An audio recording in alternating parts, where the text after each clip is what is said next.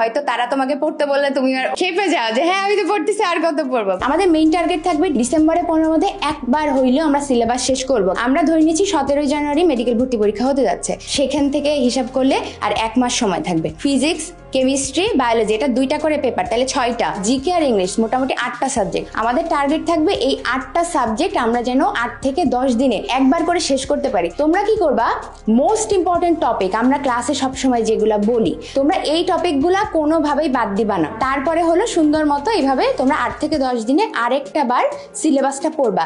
এরপরে শুরু হবে মডেল টেস্ট দেওয়া। ভাইয়া আপু ক্লাসে যা পড়াচ্ছে মেরিটনিকেও তাই দেখতেছি, এক্সামেও তাই আসতেছে, পরীক্ষার হলে যেও 60টা প্রশ্ন এরকমই দেখবা। বাকি 20টা প্রশ্ন থাকবে আমরা যা পড়াইছি 1 সেকেন্ড পজ নিয়ে তোমাকে ভাবতে হবে। আমার কিন্তু 80টা প্রশ্ন কমন এসে গেল, এবং তুমি যদি 80টা প্রশ্ন সুন্দর মতো দাগাইতে পারো তাহলে কিন্তু ঢাকা মেডিকেল কনফার্ম। সো আমরা তো 80টা ঠিক করে চলে আসবো না, রাইট? আমরা বাকি 20টার মতো 10টা জীবনে দেখিই নাই এমন প্রশ্ন আসবে। তো 10টা প্রশ্ন তোমার কমন আসবে না, বাকি 10টা একটু ভেবে দিতে হবে। তোমার অপশন বি তে আর ডি তে মনে করো 2টার মধ্যে কনফিউশন হবে। এই কনফিউশনটা তারাই ক্লিয়ার করতে পারে যারা এখন এনাফ প্র্যাকটিস করবে। তোমরা যারা কোর্স করতেছো বা পড়াশোনা করতেছো নিজের মতো করে, নিশ্চয়ই তোমরা অনেক সিরিয়াস বলেই পড়তেছো।